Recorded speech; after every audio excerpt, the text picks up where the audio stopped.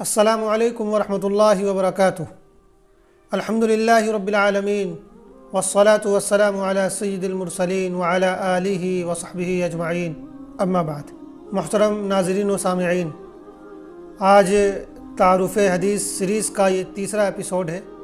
اس میں ہماری گفتگو کا عنوان ہوگا حدیث کی تعریف، اس کی ضرورت و اہمیت، قرآن اور حدیث کا باہمی تعلق، اور مختلف اعتبار سے حدیث کی جو قسمیں ہیں ان قسموں کی مختصر تعریف اور تعارف۔ یہ ہمارا آج کا عنوان رہے گا۔ پچھلی قسط میں تھوڑی زبان مشکل ہو گئی تھی جس پر بعض حضرات نے توجہ دلائی، تو انشاءاللہ آج کوشش کی جائے گی کہ بہت ہی آسان اور بالکل عام لوگوں کی سمجھ میں آنے والی زبان میں اپنی معروضات پیش کی جائیں۔ جہاں تک حدیث کی تعریف کی بات ہے تو حدیث کہتے ہیں حضور پاک علیہ الصلوۃ والسلام کے ارشادات کو، جو باتیں آپ نے اپنی زبان سے ارشاد فرمائیں۔ اسی طرح حضور پاک علیہ الصلوۃ والسلام نے جو عمل کر کے دکھایا تو آپ کے عمل کو۔ اور تیسری چیز ہوتی ہے کہ حضور پاک علیہ الصلوۃ والسلام کے سامنے کسی صحابی نے کوئی کام کیا اور حضور پاک علیہ الصلوۃ والسلام اس پر خاموش رہے، آپ نے اس پر کچھ نکیر نہیں فرمائی، تو نبی کا خاموش ہونا یہ بھی اس بات کی دلیل ہوتی ہے کہ جو کام کیا گیا وہ درست ہے اور صحیح ہے، کیونکہ نبی کبھی بھی غلط کام پر خاموش نہیں رہ سکتا ہے۔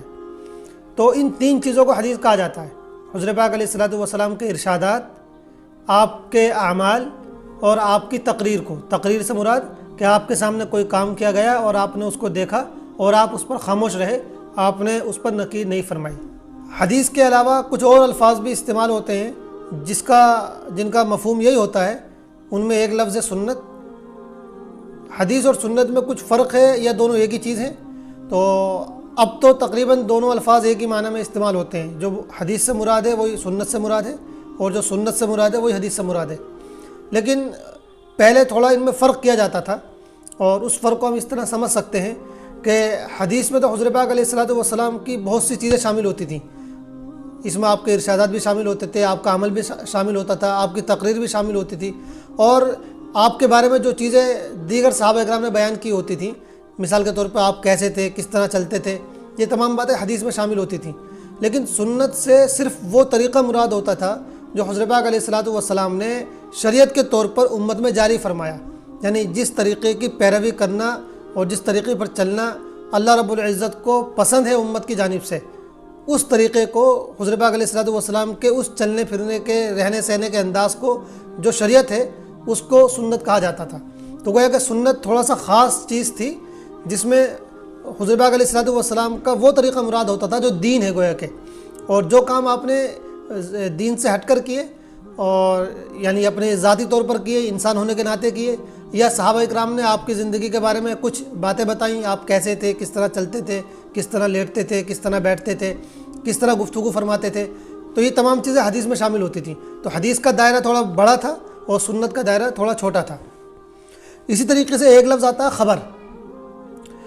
خبر یوں تو عام لفظ ہے، اس میں کوئی بھی بات ہو جو خبر کے طور پر بیان کی جائے، نیوز کے طور پر بیان کی جائے، اس کو خبر کہا جاتا ہے۔ لیکن جس پس منظر میں ہم گفتگو کر رہے ہیں اس میں حضور پاک علیہ الصلوۃ والسلام کے علاوہ جو دیگر حضرات کے بارے میں کچھ بات بیان کی جائے اس کو خبر کہا جاتا ہے۔ یہ وہ موٹی تعریف ہے، موٹی موٹی تعریفات ہیں جو آپ کے لیے، عام لوگوں کے لیے سمجھنے کے لیے ضروری ہیں، ورنہ اس میں پھر بہت ساری تفصیلات ہیں جن کو ہم چھوڑ دیتے ہیں۔ جہاں تک بات ہے حدیث کی ضرورت اور اہمیت کیا ہے، تو سچی بات یہ ہے کہ حدیث کی بڑی اہمیت ہے اور ہمیں حدیث کی بڑی ضرورت ہے۔ اس کی سب سے بڑی وجہ تو یہ ہے اس کی اہمیت کی اور ضرورت کی کہ حدیث بھی حضور پاک علیہ الصلوۃ والسلام نے اللہ رب العزت سے لے کر ہم کو بیان کیے، یعنی جو ماخذ، یعنی جس جگہ سے اللہ کے رسول علیہ الصلوۃ والسلام نے قرآن لے کر ہم تک پہنچایا ہے، اسی جگہ سے اللہ کے رسول علیہ الصلوۃ والسلام نے حدیثیں بھی پہنچائی ہیں۔ بس فرق یہ ہے، اور یہ بہت بڑا فرق ہے یقیناً، کہ قرآن کا جو ایک ایک لفظ ہے، ایک ایک حرف ہے، وہ اللہ رب العزت کا ہے، اس کی ہر چیز، اس کا لفظ اور اس کا مفہوم اور اس کا معنی سب کچھ اللہ رب العزت کا ہے۔ حدیثوں کے الفاظ حضور پاک علیہ الصلوۃ والسلام کے اپنے ہیں، اللہ کے الفاظ نہیں ہیں، لیکن حدیثوں کا مفہوم، حدیثوں میں جو باتیں بیان کی گئی ہیں وہ ساری باتیں اللہ رب العزت ہی نے حضور پاک علیہ الصلوۃ والسلام کے دل میں ڈالی ہیں اور آپ تک پہنچائی ہیں۔ تو اس طرح جہاں سے قرآن ہم کو ملا ہے وہیں سے حدیث بھی ہم کو ملی ہے۔ تو جس طرح قرآن کے کسی حکم کا ہم انکار نہیں کر سکتے، اسی طریقے سے حدیث کے بھی کسی حکم کا انکار نہیں کیا جا سکتا۔ قرآن بھی اللہ کی جانب سے آیا ہوا ہے اور حدیث بھی اللہ کی جانب سے آئی ہوئی ہے۔ جو فرق تھا موٹا سا وہ آپ کے سامنے عرض کر دیا گیا۔ تو اس اعتبار سے جب ہم قرآن کو اہمیت دیتے ہیں تو لامحالہ ہمیں حدیث کو بھی اہمیت دینی پڑے گی۔ دوسری ایک بہت بڑی وجہ حدیث کی ضرورت اور اہمیت کی یہ بھی ہے کہ قرآن کریم میں اللہ رب العزت نے بہت زیادہ تفصیل کے ساتھ احکام بیان نہیں فرمائے، بلکہ اس میں اصول اور کلیات دے دیے گئے، یعنی موٹی موٹی باتیں بیان کر دی گئی ہیں۔ اس میں اصول دے دیا گیا ہے کہ اگر ایسا ہو تو یہ ہوگا، لیکن پھر حدیث میں اس اصول کو کھول کھول کر بیان کیا گیا ہے، اس کی مثالیں دے کر سمجھایا گیا ہے، اس کے ایک ایک حصے کی تشریح کر کے اس کو بیان کیا گیا ہے۔ تو قرآن چونکہ موٹی موٹی باتیں بیان کرتا ہے عام طور پر، اس میں بہت زیادہ تفصیل بیان نہیں کی گئی ہے۔ حدیثیں قرآن پاک کی آیات کی تفصیل بیان کرتی ہیں۔ تو جس طرح ہم قرآن کے ضرورت مند ہیں اور ہمیں قرآن کی ضرورت ہے، اسی طرح ہمیں حدیث کی بھی ضرورت ہے، تاکہ قرآن میں جو باتیں اصول کے طور پر بیان کی گئی ہیں، حدیث کی مدد سے ہم ان کی تفصیل اور تشریح کو سمجھ سکیں۔ حدیث کی اہمیت اور ضرورت کی ایک بہت بڑی وجہ یہ بھی ہے کہ نئے مسائل کے حل کے لیے ہمیں جس طرح قرآن کی طرف رجوع کرنا پڑتا ہے، اسی طرح حدیث کی طرف بھی رجوع کرنا ہوتا ہے۔ بہت سارے نئے مسائل اس طرح کے پیش آتے ہیں کہ ان کی ڈائریکٹ رہنمائی قرآن میں موجود نہیں ہے، اس کے لیے ہمیں حدیث کی ضرورت پڑتی ہے۔ اور یہ صرف ہمارا اور آپ کا معاملہ نہیں ہے، بلکہ بڑے بڑے صحابہ کرام، حضرت ابوبکر رضی اللہ تعالیٰ عنہ، حضرت عمر رضی اللہ تعالیٰ عنہ کا بھی طریقہ یہ تھا کہ جب بھی کوئی نیا مسئلہ پیش آتا تھا تو پہلے وہ قرآن کی آیتوں میں دیکھتے تھے، اگر قرآن کی آیات میں اس کا کوئی حل اور جواب نہیں ملتا تھا تو پھر وہ حدیثوں کو تلاش کرتے تھے اور صحابہ کرام سے دریافت کرتے تھے کہ کیا اس مسئلے میں کسی کے پاس کوئی حدیث ہے۔ تو نئے مسائل جو پیش آتے ہیں، ان مسائل کے حل کے لیے بھی ہم کو حدیث کی ضرورت ہے۔ اس زمانے میں پیش آتے تھے تب بھی حدیث کی ضرورت پڑتی تھی، اور آج کل بھی جو نئے مسائل پیش آ رہے ہیں ان میں بھی ہم کو حدیث کی ضرورت پڑتی ہے، اور حدیث ہی ہماری اس میں بہترین رہنمائی کرتی ہے۔ قرآن بھی رہنمائی کرتا ہے، لیکن چونکہ قرآن تھوڑا مختصر ہے اور قرآن میں اصول اور کلیات زیادہ بیان کیے گئے ہیں، اس میں جیسا کہ ہم نے عرض کیا بہت زیادہ جزئیات اور الگ الگ کر کے تفصیل کے ساتھ باتیں بیان نہیں کی گئی ہیں، لیکن حدیث میں بہت تفصیل کے ساتھ، بہت ڈیٹیل کے ساتھ باتیں بیان کی گئی ہیں، تو وہ زیادہ ہمارے کام آتی ہیں، رہنمائی کرتی ہیں بہت سارے مسائل میں جن میں ہم کو ڈائریکٹ قرآن سے رہنمائی نہیں ملتی ہے، وہاں حدیث ہماری رہنمائی کرتی ہے۔ تو اس لیے جس طرح ہم قرآن کے محتاج ہیں ہدایت لینے کے لیے، اسی طرح ہم حدیث کے بھی محتاج ہیں۔ حدیث کی اہمیت کی ایک بہت بڑی وجہ یہ بھی ہے کہ بہت سارے نئے افکار، نئے خیالات، یا یوں کہیے کہ بہت سے نئے فرقے پیدا ہوتے ہیں، ہر زمانے میں ہوتے رہیں اور اس زمانے میں بھی ہو رہے ہیں۔ وہ نئی چیزیں لے کر آتے ہیں، نئے افکار لے کر آتے ہیں، نئی سوچ لے کر آتے ہیں، نئے خیالات لے کر آتے ہیں۔ تو ان خیالات کو سمجھنے کے لیے اور ان خیالات کی اور ان افکار کی حقیقت کو جاننے کے لیے بھی ہمیں حدیث کی ضرورت پڑتی ہے۔ اور اسی سے آگے بڑھ کر تھوڑا ہم اگر اور عرض کریں تو کہہ سکتے ہیں کہ دین کو صحیح نہج پر باقی رکھنے کے لیے اور دین کو اسی طرح باقی رکھنے کے لیے جس طرح حضور پاک علیہ الصلوۃ والسلام ہم کو دے کر گئے، ہر قسم کی گمراہی سے، ہر قسم کی غلط روی سے اور ہر قسم کے انحراف کا مطلب ہوتا ہے نہیں راستے سے بھٹک جانا، تو ہر طرح کے انحراف سے بچانے کے لیے بھی ہم کو حدیث کی ضرورت ہے۔ جہاں کہیں بھی کسی طرح کی گمراہی پیدا ہوتی ہے اور جہاں کہیں بھی کسی طرح کا انحراف سامنے آتا ہے تو حدیث ہم کو بتا دیتی ہے کہ بھئی یہ انحراف ہے، یہ گمراہی ہے۔ تو ایسے موقع پر بھی ہم کو حدیث کی بہت سخت ضرورت پڑتی ہے، اور یہی وجہ ہے کہ عام طور پر جو گمراہ فرقے ہیں وہ حدیثوں سے بہت چڑھتے ہیں، اس لیے کہ حدیثیں ان کی تمام باتوں پر اور ان کے تمام غلط خیالات پر چوٹ لگاتی ہیں، اور حدیثیں ہم کو صحیح راستہ دکھاتی ہیں اور ہمارے سوچنے کا انداز حدیثیں درست کر دیتی ہیں، جس کی وجہ سے ان حضرات کو بڑی پریشانی ہوتی ہے، اور یہ کوشش کی جاتی ہے کہ حدیثوں کی حجیت کا اور حدیثوں کو ماننے کا انکار کر دیا جائے، جس پر انشاءاللہ ہم آگے چل کے گفتگو کریں گے۔ تو یہ بہت مختلف پہلو ہیں حدیث کی ضرورت اور اہمیت کے، ان میں مزید بھی ہم اضافہ کر سکتے ہیں، لیکن سمجھنے کے لیے فی الحال ہم انہی باتوں پر اکتفا کرتے ہیں۔ تیسرا حصہ ہے ہماری گفتگو کا آج کا کہ قرآن اور حدیث کا آپس میں کیا تعلق ہے، یعنی قرآن میں جو باتیں بیان کی گئی ہیں اور جو باتیں حدیثوں میں بیان کی گئی ہیں، ان دونوں طرح کی باتوں کا آپس میں کیا تعلق ہے اور کیا ربط ہے۔ تو ہم یہ کہہ سکتے ہیں کہ حدیثیں جو ہیں وہ کل ملا کر اگر ساری حدیثوں پہ ہم نظر ڈالیں تو 3 طرح کی حدیثیں ہمارے سامنے ہیں۔ کچھ تو وہ حدیثیں ہیں جن میں بالکل وہی باتیں بیان کی گئی ہیں جو قرآن پاک میں بیان کی گئی ہیں، قرآن میں کہا گیا ہے کہ نماز پڑھو تو حدیثوں میں بھی بہت سی کہا گیا ہے کہ نماز پڑھو. قرآن میں کہا گیا ہے کہ زکوٰۃ دو تو بہت سی حدیثوں میں بھی کہا گیا ہے زکوٰۃ دو. قرآن میں کہا گیا ہے کہ جھوٹ مت بولو, جھوٹی گواہی مت دو, اور حدیثوں میں بھی کہا گیا. تو بہت سی حدیثیں تو وہ ہیں جن میں صرف وہی احکام دیے گئے ہیں, وہی باتیں بیان کی گئی ہیں جو قرآن میں بیان کی گئی ہیں. ایک قسم کی حدیثیں تو یہ ہیں. دوسری قسم حدیثوں کی وہ ہے جن میں قرآن پاک کی آیات کی, قرآن پاک کے احکام کی تفصیل اور تشریح کی گئی ہے. مثال کے طور پر قرآن میں کہا گیا ہے کہ نماز پڑھو, لیکن قرآن میں ڈیٹیل نہیں بیان کی گئی کہ کس طرح نماز پڑھنی ہے. حدیثوں میں تفصیل بیان کی گئی کس طرح نماز پڑھنی ہے. قرآن میں کہا گیا کہ زکوٰۃ ادا کرو, قرآن میں پوری تفصیل نہیں بیان کی گئی کہ زکوٰۃ کتنے مال میں ادا کرنی ہے اور کتنی ادا کرنی ہے. حدیثوں میں اس کی تفصیل بیان کی گئی. قرآن میں کہا گیا کہ حج کرو, لیکن قرآن میں یہ نہیں کہا گیا کہ حج کب کرنا ہے, کس طرح کرنا ہے, کیا اس کے فرائض ہیں, واجبات ہیں. حدیثوں میں ان کی تفصیلات بیان کی گئیں. ایک بہت بڑا حصہ حدیثوں کا وہ ہے جن میں وہ باتیں جو قرآن میں بیان کی گئی ہیں ان باتوں کی تفصیل کی گئی ہے, تشریح کی گئی ہے, اور یہ بہت بڑا حصہ حدیثوں کا ہے. تیسری قسم حدیثوں کی وہ ہے جن میں کوئی ایسا حکم بیان کیا گیا ہے, کوئی ایسی بات بیان کی گئی ہے جو قرآن میں بیان نہیں کی گئی, یعنی قرآن سے الگ نئی کوئی چیز حدیثوں میں بیان کی گئی ہے, قرآن سے الگ کوئی نیا حکم حدیثوں کے ذریعے دیا گیا ہے. یہ بھی ایک خاص کچھ تعداد حدیثوں کی ایسی بھی ہے جو اس تیسری قسم سے تعلق رکھتی ہیں. اس پہ بعض لوگ یہ کہتے ہیں کہ جو ہے بھئی حدیثوں میں کوئی الگ بات بیان کی جائے گی تو ہم اس کو نہیں مانیں گے, ہم ان کو تو مان لیں گے جو قرآن میں بیان کی گئی ہے. جو کوئی نئی بات حدیث بیان کرے گی ہم اس کو نہیں مانیں گے. تو یہ بلا وجہ کی بات ہے اور اس کے پیچھے کوئی صحیح دلیل نہیں ہے. اس لیے کہ جیسا کہ ہم نے عرض کیا کہ جہاں سے حضرت پاک علیہ الصلوۃ والسلام نے قرآن ہم کو دیا ہے, وہیں سے حضرت پاک علیہ الصلوۃ والسلام نے حدیث بھی ہم کو دی ہے. تو جس طرح ہم قرآن کو مانتے ہیں اسی طرح ہم حدیث کو بھی مانتے ہیں اور ہم کو ماننا چاہیے. فرق جو ہے وہ اس اعتبار سے کہ قرآن ہم تک ایسے طریقے سے پہنچا ہے جو بہت پکا اور مضبوط اور پختہ ہے. حدیثیں ہم تک اس ٹھوس طریقے سے نہیں پہنچی ہیں, اسی وجہ سے حدیثوں کے بارے میں تحقیق کی جاتی ہے. لیکن اگر کوئی حدیث ایسی سند سے پہنچی ہے جو یعنی جو صحیح سند ہے, جس پر ہم بھروسہ کر سکتے ہیں, تو پھر اس بات کو محض اس وجہ سے جھٹلانے کی کوئی وجہ نہیں ہے کہ وہ حدیث میں بیان کی گئی ہے. جس طرح قرآن میں آئی ہوئی بات ہم مانتے ہیں اسی طرح حدیث میں آئی ہوئی بات بھی ہم کو ماننی چاہیے. اس طرح کی جو حدیث ہیں وہ بہت تھوڑی سی ہیں اگرچہ, لیکن ہیں. مثال کے طور پر قرآن میں یہ کہا گیا کہ وَأَن تَجْمَعُوا بَيْنَ الْأُخْتَيْنِ, دو بہنوں کو ایک ساتھ نکاح میں جمع نہیں کر سکتے. قرآن میں یہ نہیں کہا گیا کہ پھوپھی اور بھتیجی کو جمع کر سکتے نہیں کر سکتے, لیکن حدیث نے بیان کر دیا کہ پھوپھی اور بھتیجی کو بھی ایک ساتھ نکاح میں نہیں رکھ سکتے. تو اس طرح کی بھی حدیثیں ہیں جن میں نیا حکم بیان کیا گیا ہے.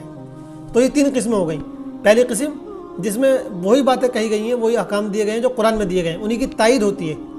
دوسری قسم قرآن میں جو احکام دیے گئے ہیں حدیثوں میں ان کی تفصیل و تشریح کی گئی ہے. اور تیسری قسم قرآن سے ہٹ کر الگ اور نیا حکم حدیثوں میں دیا گیا ہے. تو یہ تین طرح کی حدیثیں ہیں, اور حدیث کی جتنی بھی پوری یعنی کتابیں آپ کو ملتی ہیں, ساری کتابیں, ان تمام احادیث کو اگر ہم دیکھیں تو تمام احادیث ان تینوں قسموں میں ہم کو مل جاتی ہیں. اس کے علاوہ کوئی چوتھی قسم نہیں بچتی ہے. جہاں تک آخری حصہ ہماری گفتگو کا وہ بڑا اہم حصہ ہے اور اصل گویا کا حصہ وہی ہے, وہ ہے حدیث کی قسمیں. حدیث کی مختلف قسمیں ہیں, لیکن اس سے پہلے کہ ہم قسموں کو بیان کریں پہلے ایک بات ہی سمجھ لیجئے کہ دیکھیے حضرت پاک علیہ الصلوۃ والسلام کا جو بھی ارشاد ہے اس ارشاد کو ماننا واجب ہے.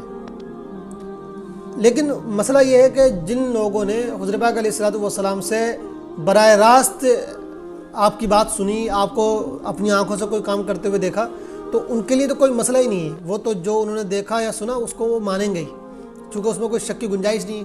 ان کے لیے تو جس طرح قرآن ماننا ہے اسی طرح وہ جو چیز حضرت پاک علیہ السلام کو کرتے ہوئے دیکھ رہے ہیں, آپ کی زبان سے سن رہے ہیں, اس کو بھی اسی طرح ماننا ہے. ان کے لیے قرآن اور حدیث میں کوئی فرق نہیں ہے. لیکن چونکہ ہم تک اور یا ہم سے بھی بہت پہلے تک جن لوگوں نے حضرت پاک علیہ الصلوۃ والسلام کو براہ راست نہیں دیکھا اور آپ کی باتوں کو براہ راست نہیں سنا, تو ان تک جو باتیں حضرت پاک کی پہنچی ہیں وہ لوگوں کے واسطے سے پہنچی ہیں. یعنی دیکھنے والوں نے بیان کیا کہ بھائی ہم نے ایسا کرتے ہوئے دیکھا یا ہم نے ایسا فرماتے ہوئے سنا, تو صحابہ کرام نے تابعین کو بتایا, پھر اس کے بعد ان لوگوں نے آگے بتایا, ان لوگوں نے اور بعد میں آنے والوں کو بتایا. تو ہم تک جو حضرت پاک علیہ الصلوۃ والسلام کی باتیں پہنچی ہیں, آپ کے ارشادات پہنچے ہیں, آپ کا عمل پہنچا ہے, وہ لوگوں کے ذریعے پہنچا ہے. تو اب ہم کو یہ تحقیق کرنی ہوتی ہے کہ بھئی جن لوگوں نے ہم تک باتیں پہنچائی ہیں, جن لوگوں نے ہم تک حدیثیں پہنچائی ہیں, وہ لوگ کس معیار کے تھے, کیا وہ بھروسے مند تھے یا نہیں تھے. اس لیے کہ اگر کوئی آدمی بھروسے مند نہ ہو اور وہ حضرت پاک علیہ الصلوۃ والسلام کے حوالے سے کوئی بات ہم کو پہنچائے تو ظاہر سی بات ہم اس کی بات نہیں مان سکتے ہیں. اس لیے کہ اگر وہ کوئی ایسی غلط بات پہنچا دے گا جو حضور پاک کی بات نہ ہو اور ہم اس کی بات کو مان کر اس کو حدیث سمجھ لیں تو یہ بھی گمراہی کی ایک بات ہوگی۔ اس لیے اب مسئلہ یہ آتا ہے کہ جو حدیثیں ہم تک پہنچی ہیں وہ لوگوں کے ذریعے پہنچی ہیں، راویوں کے ذریعے پہنچی ہیں، لہٰذا یہ تحقیق کرنی ہوتی ہے کہ وہ راوی، وہ بیان کرنے والے، وہ باتوں کو نقل کرنے والے کیسے لوگ تھے۔ اس اعتبار سے حدیث کی بہت سی قسمیں ہو جاتی ہیں۔ سب سے پہلے ہم یہ دیکھتے ہیں کہ جو حضور پاک علیہ الصلوۃ والسلام کی حدیث ہم تک پہنچی ہے اس کو بیان کرنے والے کتنی تعداد میں تھے۔ مختلف باتوں کو نقل کرنے والے الگ الگ تعداد میں تھے۔ کوئی ایسا صحابی تھا جس نے اکیلے نے کوئی بات سنی تو اس نے اکیلے نے بیان کر دی، پھر اس نے ایک ہی تابعی کو وہ بات بیان کی۔ کبھی ایسا ہوا کہ آپ نے کوئی بات فرمائی یا کوئی عمل کر کے دکھایا تو ایک بڑی تعداد نے آپ کو کرتے ہوئے دیکھا یا سنا آپ سے، اور پھر انہوں نے بہت بڑی تعداد کو سنایا۔ تو اس طرح حدیث کی تعداد کے اعتبار سے، یعنی راوی جو بیان کرنے والے ہیں ان کی تعداد کے اعتبار سے حدیث کی 4 قسمیں ہوتی ہیں۔ ایک قسم ہوتی ہے متواتر۔ اس کا مطلب یہ ہوتا ہے کہ حضور پاک علیہ الصلوۃ والسلام کی کسی بات کو اتنی بڑی تعداد نے سنا ہو اور پھر ان سے بعد میں یعنی تابعین نے صحابہ اکرام سے اتنی بڑی تعداد میں وہ بات سنی ہو کہ اس تعداد کا جھوٹ بولنا ممکن ہی نہ ہو۔ ایسا ممکن نہ ہو کہ 50-60 لوگ اکٹھے ہو کر جھوٹ بولیں کسی بات پر۔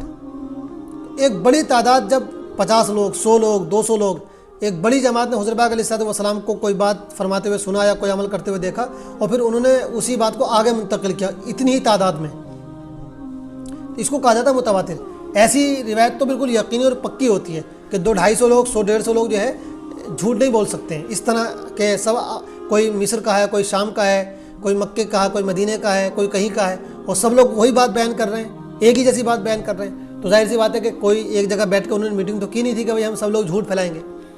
تو ایسی بات جب 100-150 لوگ بیان کریں اور ایک ہی جیسی بات بیان کریں تو اس کا مطلب یہ ہے کہ وہ بات یقیناً حضور پاک علیہ الصلوۃ والسلام ہی کی بات ہے، لہذا اس کو تو یقیناً ماننا پڑے گا، اور اس کا درجہ بالکل تقریباً اسی طرح کا ہوتا ہے جس طریقے سے قرآن کا درجہ ہوتا ہے، اس کا تو کوئی انکار بھی نہیں کر سکتا۔ تو یہ متواتر ہے۔ اس کے بعد دوسری قسم ہے مشہور۔ اس کا مطلب یہ ہے کہ جس کے بیان کرنے والے 3-4 لوگ ہوں، بہت بڑی تعداد نہ ہو لیکن اتنی کم بھی نہ ہو کہ 1-2 ہی لوگوں تک رہ جائے بس، بلکہ 3-4-5 لوگ جس کے بیان کرنے والے ہوں اس کو مشہور کہا جاتا ہے۔ اس سے کم ہوں، اگر 2 لوگ بیان کرنے والے ہوں کسی بات کو تو اس کو عزیز کہتے ہیں، اور اگر کسی بات کو بیان کرنے والا ایک آدمی ہو، ایک ہی راوی ہو تو اس کو غریب کہا جاتا ہے۔ تو یہ تعداد کے اعتبار سے 4 قسمیں ہوتی ہیں۔ بہت بڑی تعداد ہو تو متواتر، اگر اس سے کم ہو یعنی 4-5 لوگوں تک ہو تو اس کو مشہور کہا جاتا ہے، اگر 2-3 لوگ ہوں تو اس کو عزیز کہا جاتا ہے، اور اگر ایک ہی آدمی رہ جائے بیان کرنے والا تو اس کو غریب کہا جاتا ہے۔ اس کے اعتبار سے پھر بہت ساری حدیثوں کو جانچا پرکھا جاتا ہے اور اسی کے اعتبار سے پھر اس پر حکم لگایا جاتا ہے۔ لیکن یہ چیز آپ کے اتنے کام کی نہیں ہے، اس سے زیادہ جو کام کی اور ضرورت کی چیز ہے وہ یہ ہے کہ حدیثوں کو قبول کرنے اور نہ قبول کرنے کے اعتبار سے کتنی قسمیں حدیث کی یعنی راوی نے جو بات ہم تک پہنچائیے تو ہم یہ بات مانیں کہ یہ حضور پاک علیہ الصلوۃ والسلام کا ہی ارشاد ہے، یا یہ بات ہم نہیں مان سکتے، یعنی وہ بات جو نقل کی جا رہی ہے وہ ہم قبول کر سکتے ہیں نہیں کر سکتے حدیث کے حوالے سے۔ تو اس اعتبار سے موٹی موٹی تو 2 قسمیں ہیں، مقبول اور مردود۔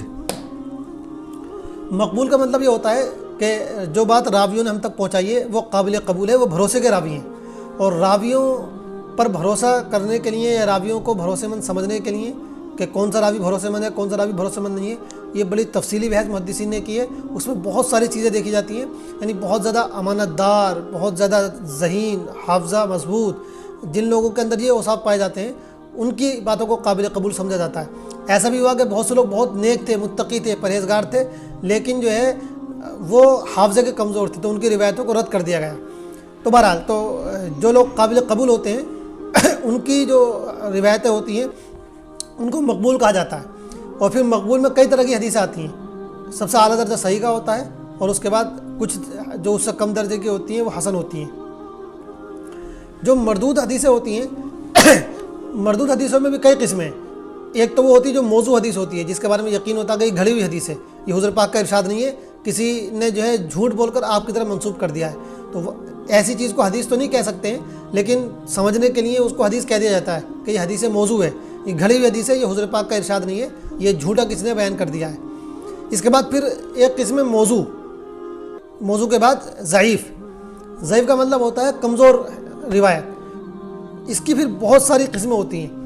یعنی ضعیف روایت وہ ہوتی ہے جس کے بارے میں تھوڑا ڈاؤٹ پیدا ہو جاتا ہے، شک پیدا ہو جاتا ہے کہ حضور پاک علیہ الصلوۃ والسلام کا ارشاد ہو بھی سکتا ہے کہ نہیں بھی ہو سکتا ہے.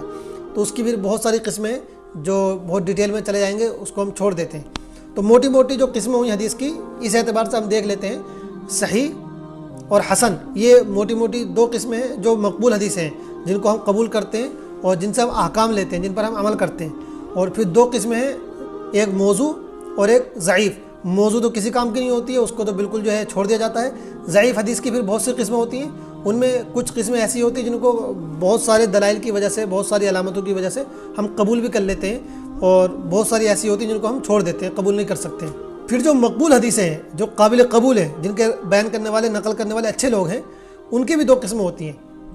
کچھ وہ ہوتی ہیں جن پر ہم عمل بھی کرتے ہیں، اور کچھ وہ ہوتی ہیں جو اگرچہ بیان کرنے والے جن کے سچے ہیں، جو صحیح سند سے ہم تک پہنچی ہیں، لیکن ان پر عمل نہیں کیا جاتا ہے. تو دو قسمیں معمول بھی بولتے ہیں اور غیر معمول بھی.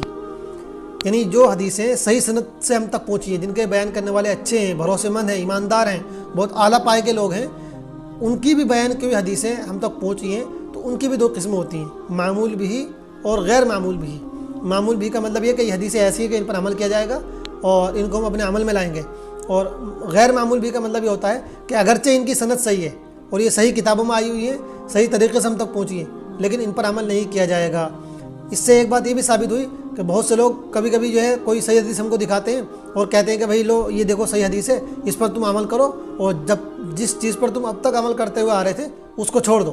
حالانکہ یہ بالکل غلط بات ہے، اس لیے کہ بہت سی حدیثیں سند کے اعتبار سے صحیح ہوتی ہیں، اس کے بیان کرنے والے صحیح ہوتے ہیں، لیکن ان پر عمل نہیں کیا جاتا. مثال کے طور پر ایک حدیث ہے توضؤوا مما مست النار، کہ آگ سے پکی ہوئی چیز سے وضو کرو. یہ حدیث مختلف الفاظ سے مختلف کتابوں میں آئی ہے اور سند کے اعتبار سے بالکل صحیح ہے، لیکن اس پر کوئی بھی عمل نہیں کرتا. کوئی بھی آدمی چائے پی کے وضو نہیں کرتا، کوئی بھی آدمی جو ہے کھانا کھا کے وضو نہیں کرتا، کوئی بھی آدمی جو ہے گرم پانی پی کے وضو نہیں کرتا ہے. تو یہ حدیث اگرچہ سند کے اعتبار سے صحیح ہے، لیکن اس پر عمل نہیں کیا جائے گا. کس پر عمل کیا جائے گا، کس پر عمل نہیں کیا جائے گا، اس کی بھی بہت ساری تفصیلات ہیں جو علماء نے اپنی اپنی کتابوں میں بیان کر دی ہیں. ہماری آج کی گفتگو جو ہے یہیں ختم ہوتی ہے. حدیث کی قسموں کو ایک مرتبہ پھر ہم دہرا دیتے ہیں تاکہ وہ ذہن نشی ہو جائیں. حدیث کی بنیادی طور پر دو قسمیں ہیں، مقبول اور مردود. پھر مقبول کی دو قسمیں ہیں، صحیح اور حسن. مردود کی دو قسمیں ہیں، موضوع اور ضعیف. پھر ضعیف کی بہت ساری قسمیں ہو جاتی ہیں. مقبول حدیث کی عمل کرنے اور نہ کرنے کے اعتبار سے دو قسمیں ہیں، معمول بھی اور غیر معمول بھی. یہ آج کا ہماری آج کی مختصر سی گفتگو تھی. اللہ تعالی ہم سب کو جو ہے اس سے فائدہ اٹھانے کی توفیق عطا فرمائے. والسلام علیکم ورحمۃ اللہ وبرکاتہ.